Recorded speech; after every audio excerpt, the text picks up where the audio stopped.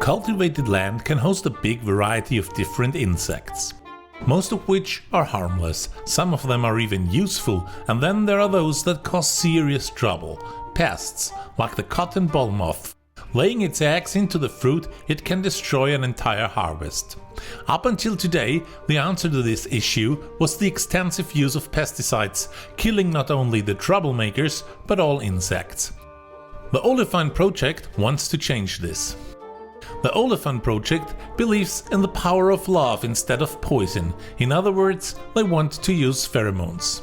Pheromones are signal molecules used by insects, specifically female insects, to attract mating partners. Produced by the female insects, they attract their male counterpart. For them, pheromones work like a navigation system. They follow the smell. They find each other, mate and lay their eggs that later unfold their destructive nature as larvae.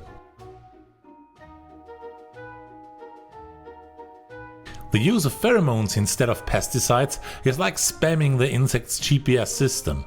For the male, all of a sudden, it smells like females are everywhere, confusing it to the extent that it will not find its mating partner anymore. No mating, no eggs, no larvae, and most important, no harm to other insects, as pheromones are species specific.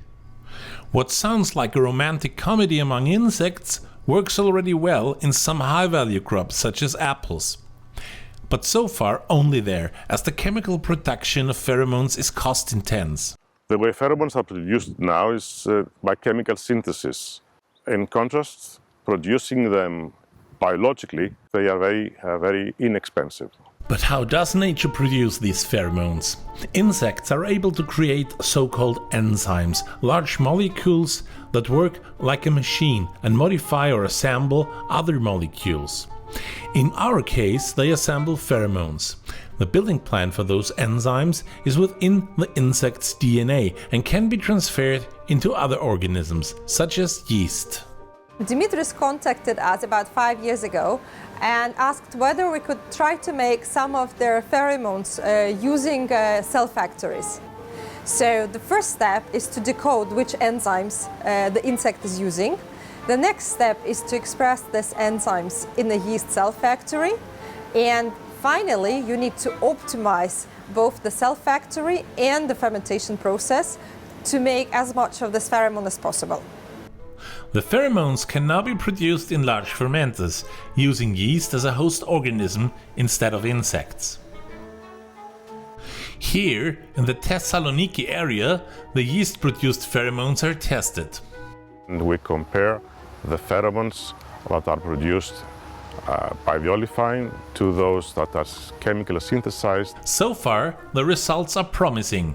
The first results that we have from the fields indicate that they act in the same way. Facing these positive results, the Olefine partners are optimistic that in the near future, pheromones can replace pesticides in many areas where today the cost were the main obstacle. That's good news for the farmers, good news for the consumers, and especially good news for a lot of bugs out there.